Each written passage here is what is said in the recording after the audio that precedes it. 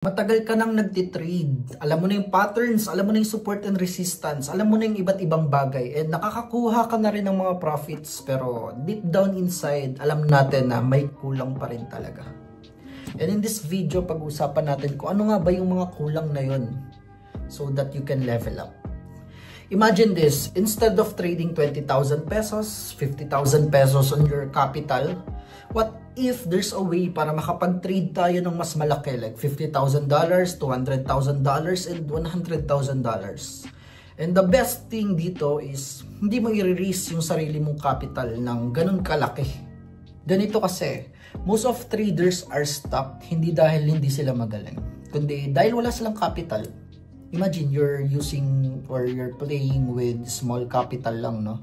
And every trade, kailangan maganda siya. You pilit ka na kailangan ipanalo mo yung bawat trade na yun. Pero when you're trading a big capital, even one trade is enough. The problem with small capital, well, we can scale up. Pero there's a problem talaga. Kasi when you win, maliit yung panalo mo. But when you lose, it will give you emotional damage, or mas malaki yung impact niya sa emotions natin. And from month to month na pag-grind mo sa trading, you start questioning yourself. Am I doing good? Okay pa ba ginagawa ko? May kulang kasi. Ano kaya to? Pero alam mo, hindi talaga yun. Yung tunay na problem, it's not you. It's your capital and the system. Maraming beses ko na to nakita. Magaling yung trader, maganda yung strategy, maganda yung system, well built. Pero stuck pa rin, not because of his skills or the skills na meron sila. It's because kulang yung capital nila. And alam natin na pag kulang yung capital natin, ang bagal ng growth, and it affects us internally na mababagalan din tayo sa growth natin. Pero in some point of time sa journey natin, may part sa atin na sisigaw or parang magsasabi sa loob natin na ready na ako mag-level up. And that's why andito ka pa rin sa video na to, kasi ready ka na rin. How can you actually level up? Or baka ginagawa na natin to and hindi lang tayo aware. Okay, I will share some steps and frameworks on how you can really level up your trading. So first step is you have to stop being a gambler. Hindi na to yung sana tumaas sa level na to, sana bumaba sa level na to. Tingin ko bababa to, para kang nanguhula. Hindi na to ganun.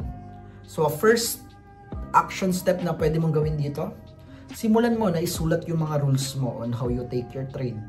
Second step, you have to protect your mindset, or I think ginagawa mo na talaga to.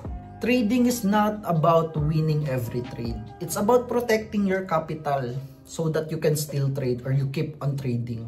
So imagine this, no? You have 2 bullets and you shoot it randomly. So sabihin natin nambabaril ka ng ibon. Then yung ibon na to sobrang bilis ng lipad. Wala na yung 2 bullets mo, nagamit mo na. But there's a bird na nasasanga lang, hindi gumagalaw at all.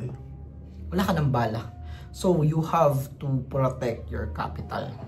Step 3 is scale exposure, hindi yung emotion. Hindi ka magdadagdag ng pera kasi nga may emotion ka.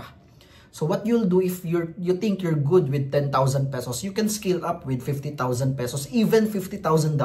Same strategy, same discipline, pero meaningful yung result. And this is where most trader fails, no? Nakala nila kailangan nila mag-ipon for years to reach that capital. But di natin alam, there is a smarter way to do it.